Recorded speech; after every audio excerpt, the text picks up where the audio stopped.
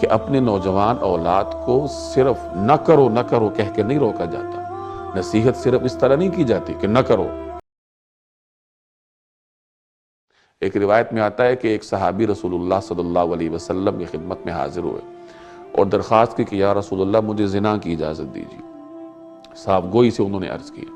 اب مجلس میں جو صحابہ بیٹھے تھے انہوں نے بڑی ناراضگی کا اظہار کیا کہ یہ تم حضور علیہ السلام کی روبرو کیا کہہ رہے ہو. اس کو روکنے کے لیے لپکے، لیکن نبی کریم صلی اللہ علیہ وسلم نے ان سب کو روکا اور آپ نے اس صحابی سے ارشاد فرمایا کہ کیا تم یہ پسند کرو گے کہ کوئی تمہاری ماں کے ساتھ یہ عمل کرے؟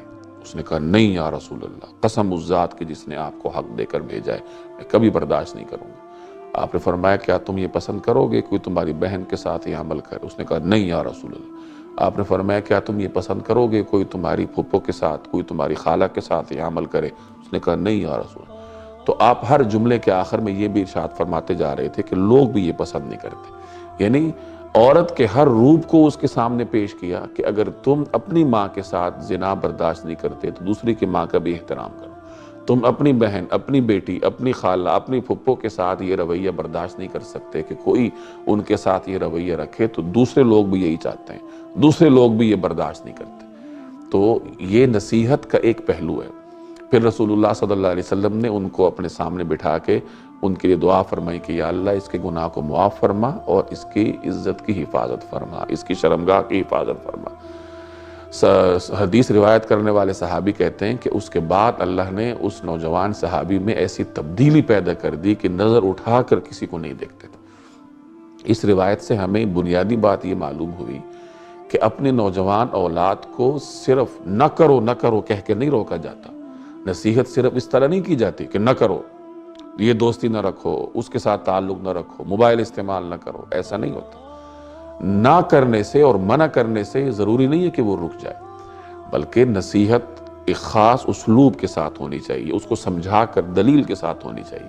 جیسے رسول اللہ صلی اللہ علیہ وسلم نے یہاں اس روایت میں ایک منفرد اسلوب استعمال فرمایا، اختیار فرمایا کہ اس صحابی کے سامنے عورت کے ہر روپ کو پیش کیا کہ جب تم برداشت نہیں کر سکتے تو دوسرے لوگ بھی برداشت نہیں کرتے.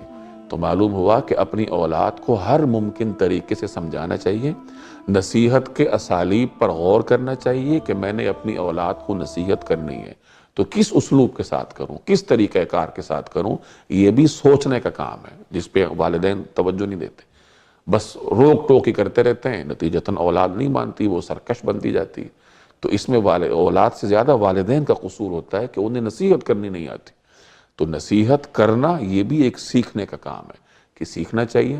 اور کہاں سے سیکھنا چاہیے؟ حضور علیہ السلام کی سیرت سے کہ آپ نے کس طریقے سے صحابہ کرام کی تربیت فرمائی، نوجوانوں کی تربیت فرمائی.